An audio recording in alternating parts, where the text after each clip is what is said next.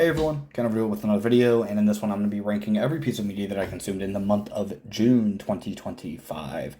And I'm not late this time, thank God. We've got a lot of gacha to get through, so I'm not going to waste your time with a long intro. If you've watched these before, you know how it goes. Let's just get into it. At number 13, I have Chapter 26 of Honkai Impact 3rd, The Birth of Tragedy. This is the start of the Dusk Apocalypse arc, so my expectations were very, very high. And to make matters worse, we're coming off of Chapter 25, which was incredible.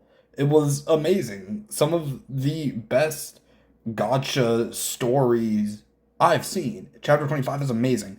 So going from that to 25EX for a brief moment to chapter 26 was rough, especially with my lofty expectations for Thus Book Apocalypse, which we will talk about later.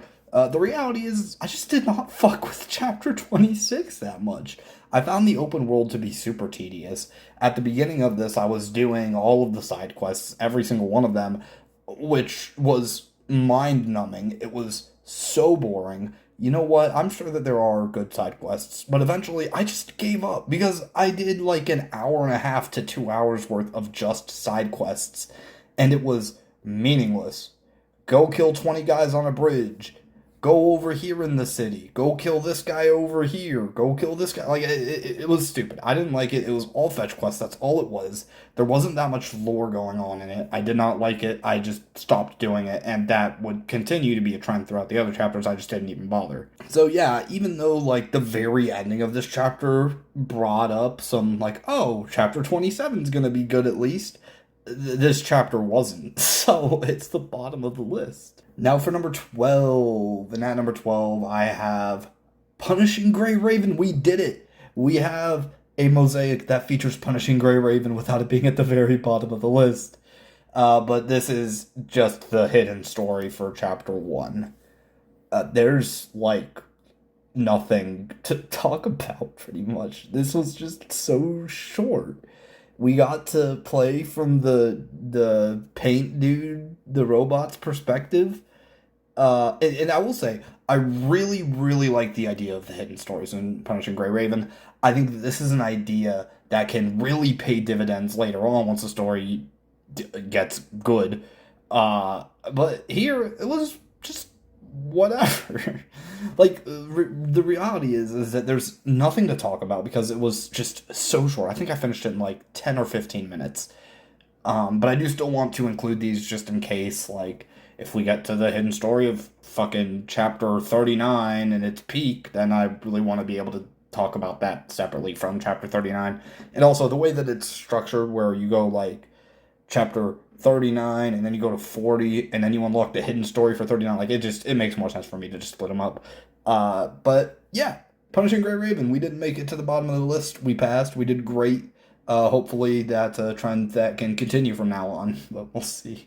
And if you are a Punishing Grey Raven fan and you thought it was a kick in the balls for me to have Chapter 1 Hidden Story solo, don't worry, at number 11 we have more Punishing Grey Raven, this time at Chapter 3. Final Exhibition. To be completely honest, this is the best content in PGR so far for me, and it's not super close. Although I would also say that it's marginally my favorite, because we're still in the content that's good, but nothing past good. I will say I really, really liked Roland in this, which is hard to talk about as a Project Moon enjoyer, because straight up, this Roland is no Lolang. And if you know, you know, but, that's that, this is this. Kamui was high-key super fucking annoying, but you know what, at least he was noteworthy. I even remember his name, so that's a win. Lee, Liv, and Lucia were all their common, passable, serviceable selves, so they were fine.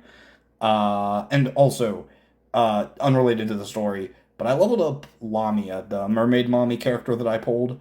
First of all, I got a second copy of her, so that's pretty dope. But second of all, I think I overleveled her because this was super easy. Not that I completely mind, I really enjoy the gameplay loop of Punishing Grey Raven. I think that it's basically just Honkai Impact Third 2 Electric Boogaloo in terms of the gameplay. But I do really enjoy the gameplay, at least with Mermaid Mommy. I'm expecting to play more Punishing Gray Raven in the following months, so eventually we'll get to the good stuff and it'll stop being towards the bottom of the list. But again, we made it out of the bottom spot. That's what matters. Hallelujah. Speaking of Honkai Impact Third, at number 10, I have Chapter 25 EX, which has, it's like Immortal Blades or something. It is Immortal Blades. I'm so fucking smart. Chapter 25 EX, Immortal Blades. This was, like, just good. I think it's a similar level to PGR Chapter 3. I really, really liked all of the callbacks to the Durandal visual novel. It really made it feel like it was worth the time investment of even reading the damn thing in the first place. Shigeta Kida is probably my favorite unit to play in the entire game. Scratch that. I don't know why I wrote that in the script. Shigeta Kida is my favorite unit. It's not particularly close.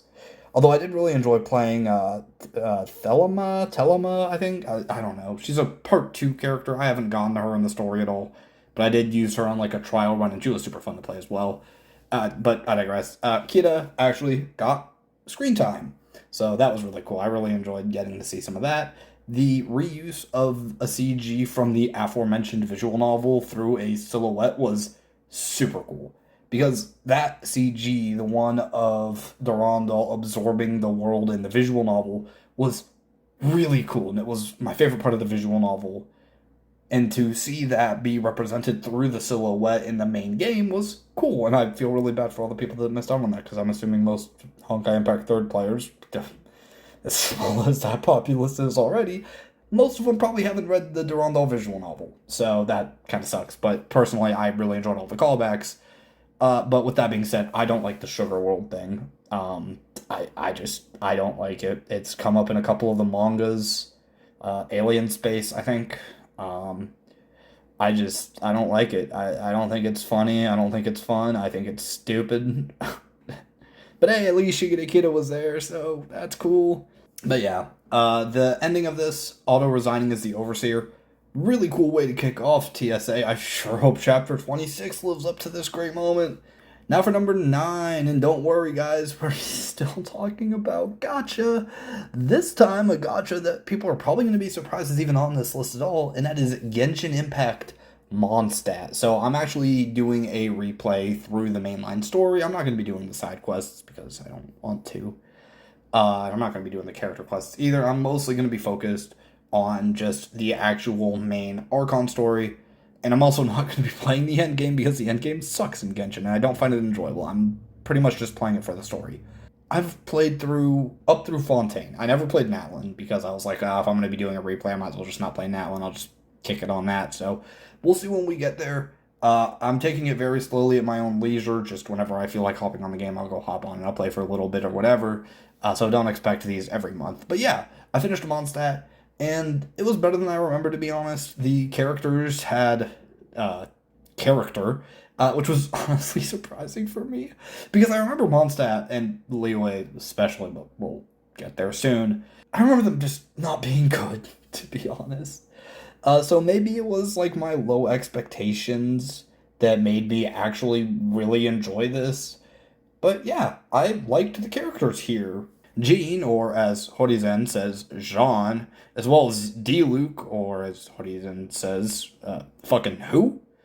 Venti was alright. Paimon was, Paimon, but she wasn't super annoying, so that's a win. Jean and Diluc, probably my favorite characters out of this. I did enjoy the gameplay a little bit, okay? I did enjoy it a little bit, but it's mainly because I don't really care about team comps, and I'm not going to be playing the endgame at all, so yeah. I did enjoy the gameplay, though, so yeah, there's that. Did not enjoy finding all the Animalculus, though, again. That was a nightmare, and I'm super excited to go do Dragonspine again. It's going to be so awesome. At number 8, I have Elysian Realm 1 in the Infinite Shadow. And now we are finally getting to the actively, really good stuff. I love the concept of the Elysian Realm. I think it's really cool having this as this, side game mode, even though it can get a little bit grindy at points. I did personally enjoy it throughout, especially being able to do like the deep sequences and then getting the skip tokens. That was really cool. Having to play as Mei was a lot less fun than playing as Kira, but Mei was also tolerable to play through, and honestly, I got more used to it, and it got more fun over time, unlike Chapter 11. Fuck Chapter 11 in Honkai Impact 3rd. The vessel stories were really cool to read throughout. I was a little bit iffy on them at first, to be honest, but as I got through the Elysian realm, I started to warm up to them. The big focus, obviously, and especially in part 1, is Elysia herself, and her content towards the end of Elysia Realm 1 was really cool, and the boss fight at the end of the chapter was super fun. I found Elysia's introduction into the story to be pretty cool, but it's mostly a thing of let her cook, because I'm sure that she will, but I'm not there yet. Now for number 7, and straight up, I expect people to skip this part. If anybody actually watches these all the way through, thanks, by the way. Appreciate that. But I'm talking about something I would never normally talk about, and it's something that I want to start talking about on the channel, mainly because of a specific season that's coming up. So at number 7, the 7th best piece of media that I got through this month ends up being Survivor Season 48, Survivor US 48. And I know, again, I would never normally talk about this, but quite frankly, I want to, so I'm going to. So especially because I've never really talked about this before, I want to get into some like brief stuff, and I might make a can over yap video about Survivor, and I plan to do a season ranking after season 50 comes out, which straight up is the reason that I'm even talking about this, because Survivor 50 is coming up, and I want to do a season ranking on the can over yap side of things. So I was like, well, maybe not on Kent over yet, but you get the idea. I want to do a season ranking video and just get my thoughts out about all of the seasons. I think that would be really fun. But in order to do that, I need to talk about Survivor in any shape or form. So unfortunately, the first season I'm going to be talking about is 48. So, before anything else, what even is Survivor? So Survivor is a reality show, obviously. In this case, it's the US version. I've seen the Australian version, the first 5 seasons of that, and I've seen the US version. I haven't seen any other international seasons. Quick breakdown of it is you've got these tribes of people, these teams of people that all live out on an island, complete strangers outside of like returnee seasons, twists and stuff where some people know each other, but I digress. You've got anywhere from 16 to 24 strangers.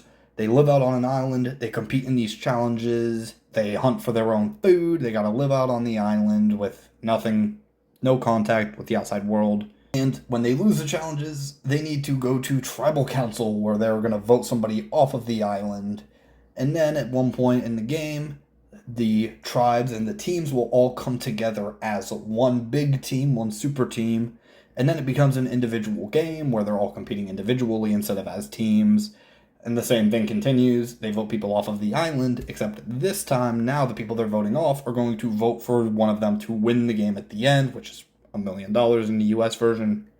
So it's a social strategy game that takes place on an island. Oh, that was long-winded. Okay, so how did I even get into Survivor? I got into, I don't remember what season of Big Brother it was, but I remember there was a season of Big Brother that had just finished, and Survivor was premiering right afterwards. I was like, you know what, screw it, I'll watch an episode of it, why not? And it was Survivor David vs. Goliath, season 37. And I fell in love with the series after that. I really, really liked that season. So much so that I started a binge watch of every season I was able to get through. I think I got through like the first 12, 13, 14 seasons before Edge of Extinction season 38 came out. Then I watched that, and then I caught up to the show before season 39 came out. So yeah, that's all the preamble. Sorry, I know that part was long, but anyways.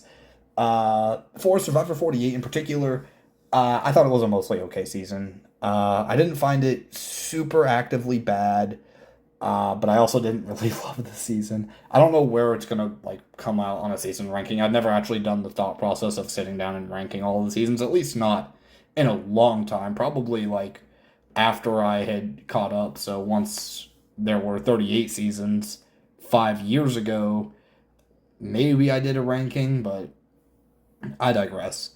I don't know where exactly this lands on the Survivor season ranking for me, but the Kyle and Camilla dynamic was really fun to watch throughout. And the Kyle's winning story in particular was just really cool. I liked the story a lot. The big thing for me about the season was actually the Joe and Eva moment after the swap. I really love this scene. It's very, very rare for me to get emotional over Survivor because again, I've seen so much of it, and Survivor does get repetitive at times. I mean, you put on any show of reality TV for 48 seasons, it's going to get repetitive sometimes, and you're going to fall into these tropes or whatever. But this specific moment, I really liked as somebody who has had panic attacks, as somebody who has suffered from anxiety in the past. This moment really, really spoke to me. I really liked this moment a lot, and I think it was 100% the best moment of the season for me personally, which is really weird because normally what I care about is the strategy of the game, but this time it was something more than the game that I actually really, really liked, really cared about. It was a great moment. But yeah, I'm not going to gush about it too much because we'll talk about it on a season ranking after season 50 comes out, whenever I feel like doing that. But yeah, I want to talk about Survivor on the channel. And I also probably am going to do a Big Brother season ranking after season 27 comes out. But again, I'm going to push that aside right now. Do expect Big Brother 27 to be on these mosaics in the future whenever that one finishes, which is probably October if I had to guess. And then future Survivor seasons, also expect those to be on here. And potentially other reality TV shows, if I ever fucking watch any other reality TV shows, which is probably very rare, but they might happen. Alright, welcome back, all the people that have skipped that. At number 6, we are finally away from a gacha game, whilst still being in Eastern media. We did it, boys. At number 6, I have Kono Oto Tomare Season 2. Do I even need to say anything? It's more Kono Oto Tomare anime. It's peak, obviously. I definitely prefer the manga overall, but the moment with Satoa and her mom at the very end of the anime, with the I finally reached you scene, was still just really great. I mean, it was a scene that, it'd be really hard to fuck up in the anime, I feel like. Again, I did prefer it in the manga, but the anime did it justice, and it was still a very good scene. Now for the top 5, and this is where things got a little bit more difficult for me to rank. I mean, shit, I tried, At number 5, I have Elysian Realm 3. May time have for this moment, and may tomorrow. It was good. I mean, for me, this was the most consistent part of the Elysian Realm. Aponia was definitely an interesting presence throughout. The constant meetings with her in the jail cell or in the abyss or whatever it was just really interesting. It was super cool. Really liked her dynamic with May throughout, and the whole prophecy thing was pretty cool, and trying to unravel that was fun. I really liked the dynamic between Cosma and Griseo, which was starting to get highlighted in this. And the Calpus fight was super dope. I mean, I just had fun with the fight. It was definitely in my top 2 fights in Elysian Realm. I don't know if it's number 1 or not. We'll talk about the other one later, but I did like it a lot. Vilvi, definitely a character in hit game Honkai Impact 3rd. But I'm not going to talk too much about her right now. I'm going to make a rundown on all of the Flame Chasers soon enough in another entry because we're not done with the Elysian Realm yet. But we're not going to get there just yet because at number 4, I have Honkai Impact 3rd, Chapter 27, Dusk of the Fool. Which, first of all, can we just talk about that chapter name, Dusk of the Fool? Peak. Cinema, great stuff. And obviously, just from it being this high, this was definitely a very, very big step up for me personally.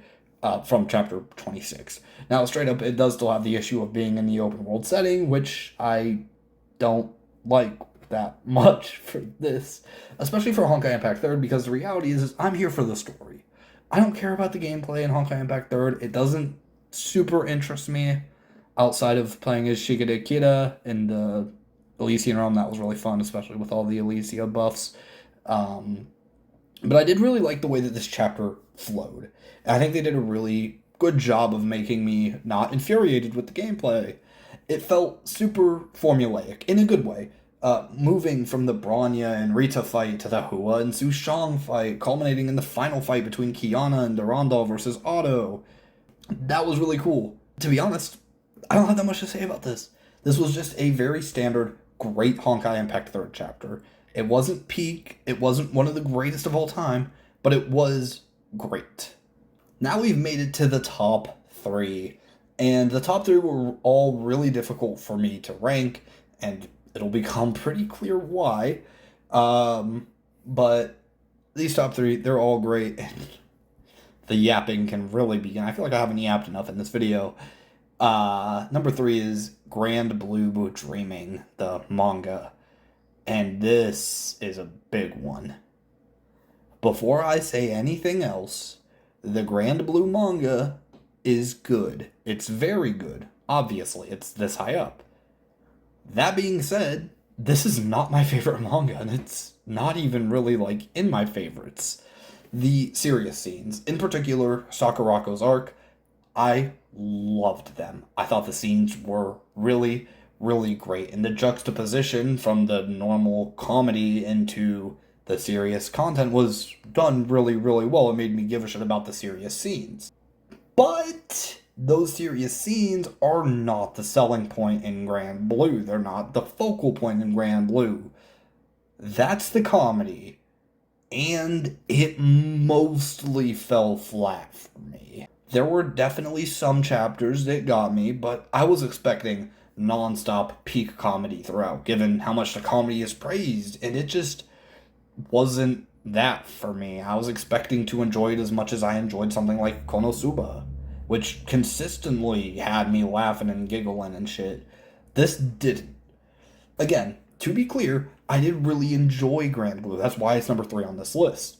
But even though I enjoyed it, I didn't find it anywhere near as funny as the consensus made it seem. I did like some of the Iori gags. Kohei had some good moments. Azusa was pretty funny throughout. Chisa had some really great moments. Like I said before, Sakurako was my favorite character. Easily best girl. I can't believe Iori fumbled the way he did. It's insane shit, dude. Can't believe it. Yeah, I did enjoy Grand Blue a lot. But it was nowhere near as funny as people made it seem to me. And that's cool. Comedy is subjective. But again, for me, I didn't like it as much as other people do, even if I did still enjoy the story based on the actual merit of the characters and the more serious scenes. I didn't realize how much I wrote about the other about the other 2 entries. I thought that the top 3 were all going to be pretty equal, but they're not. Anyways, at number 2, and this was tough. To be completely honest, this was tough. But I stuck to my guns. At number 2, I have Elysian Realm 2, The Other Me. And this is the best part of the Elysian Realm for me. To keep it real, for most of Elysian Realm 2, I thought it was about on par with the quality of Elysian Realm 1. However, holy shit, dude, Mobius cooked in the last inning, bro. Mobius is my favorite Flame Chaser, and it's not that close, to be honest. I absolutely loved the entire ending section of Elysian Realm 2 because of Mobius. The Mobius fight at the end was the most fun boss in Elysian Realm for me, but obviously, more than that, it's the scene directly afterwards that completely hooked me on Mobius being my favorite character in Elysian Realm. The I was a loser too from the past Mobius was a really great small scene, but it was Mobius's response to her past self's message that sold me. Follow your path and become you. What a joke.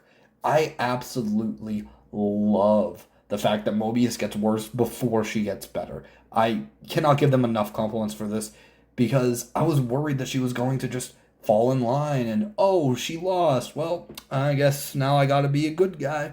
But no, in classic Mobius fashion, she fell even lower, which is just perfect for her character. Like, straight up, the reason that this is this high is because of the Mobius stuff at the very end. Absolute cinema, just peak all the way around. Again, Mobius just getting so much worse before she gets better. Knowing that the right choice, the right decision to make is to be better and then still choosing to be worse because she's Mobius and she's just like that for real. It's peak. Now, what else can I say? I'm going to quickly run down my thoughts on all the Flame Chasers and then we can get to the last entry. Mobius, she's my favorite. What else do you want me to say? I think I said everything I need to. Alicia is my next. She's got more to cook in chapters 29 and up, but from what we have so far, she's great. I just see her mostly as potential. Sakura got hard carried by previous Honkai Impact 3rd content, but she was still solid. Eden was just consistently great. Eponium built up a lot of intrigue throughout Elysian Realm 3, and when all was revealed, it was mostly alright, but it was mostly alright because I was comparing it to Mobius the entire time. For Kevin, basically what I said about Elysia, he's mostly potential. Pardofelis is a pretty fun presence, but that's really it. Sue, honestly, I didn't even know where to put him, so he goes here, I guess. This is just kind of where he landed. He's alright. Cosma took some time to grow on me, but his monologues helped him out a lot. Kalpis, I liked his fight, but other than that, he was just fine. Hua, dog, what do you want me to say? It was our Hua, but without the development. Moving on to Vilvi, who was very annoying. I found her so fucking annoying. She was kind of fun, you know. She was kind of fun, but again, she's the annoying flame chaser. That's how I see her. And then Griseo, literally, what is there to talk about? Her dynamic with Cosmo's good. That's it. But alright. Obviously, at number 1, the best piece of media that I consumed this month is, unsurprisingly, Honkai Impact 3rd, Chapter 28, Thus Spoke Apocalypse. And alright, we can finally talk about peak cinema.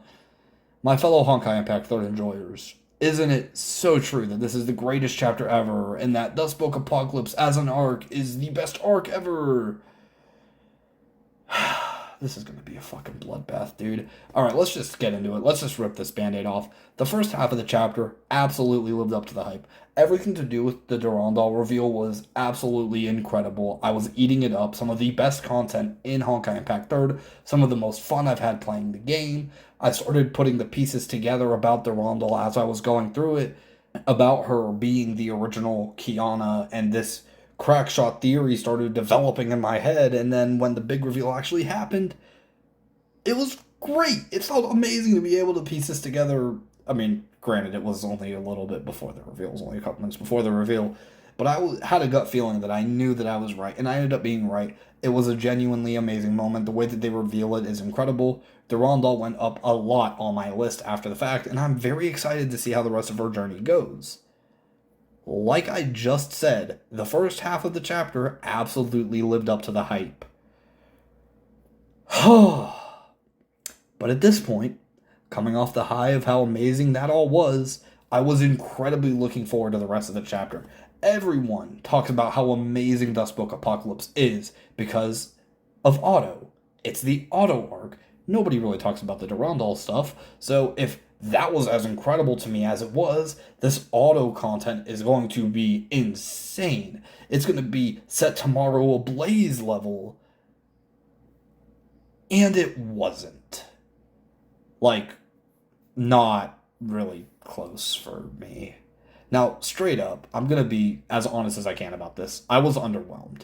It's really difficult to talk about the rest of this chapter without sounding like I'm bashing on it. But, again, this is similar to Grand Blue.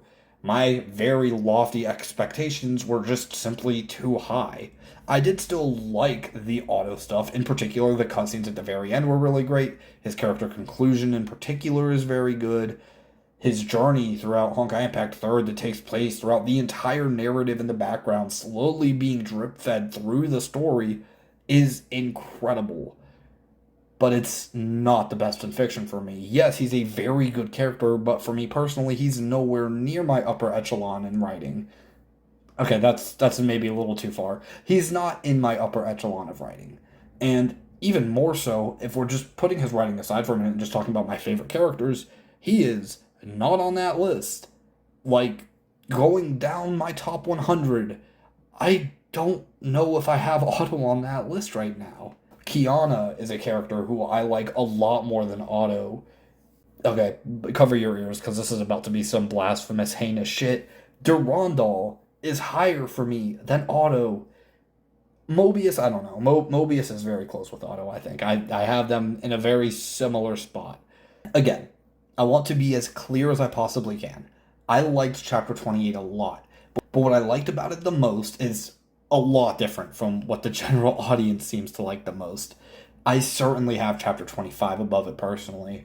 But even beyond that, there's things like the second Eruption manga, the second Key manga, chapter 9, chapter 17, chapter 22. All of these are around the same level of chapter 28 for me. Despite it not living up to my expectations, chapter 28, The Spoke Apocalypse, is still really damn good. The fight with Otto at the end was really, really fun. The way that they changed the gameplay throughout the fight was cool. I liked that a lot. And it felt like a very cathartic moment to finally beat up this big bad. That was really cool. And that's it. I like chapter 28. I like chapter 28 a lot, obviously. It's number 1 on this fucking list. But I wanted to be more critical about it because what I liked about it the most was the first half of the chapter. The part that nobody seems to talk about. Everybody talks about the auto part and the auto stuff being as incredible as it is, and it is very, very good. But for me, it's actually outshined by the first half of the chapter. So again, it's a really mixed bag. It was very hard for me to rank. I almost wanted to put this at number 2, but even if it didn't live up to my incredibly high expectations, I can't deny how fucking incredible it is throughout. It is very, very good, and it was the best piece of media that I consumed in June of 2025. Alright, I'm not gonna lie, I'm so glad that's over. This was crazy, because this was pretty much all gacha games, pretty much. Outside of what, Kono Ota Tomare was on here, Grand Blue we talked about, and Survivor. I think everything else was gacha? Unless there's something I'm forgetting about right now, but I'm not about to go double check. Because I've got to go to sleep. Because I'm just so tired. It's 5 o'clock in the morning. But yeah, it was a very good month, I would say. It was very solid. It was fine. I don't think I got to anything that was super incredibly mind-blowing. There was no Kanto 7, Kanto 6, Chapter 25 of Honkai Impact 3rd.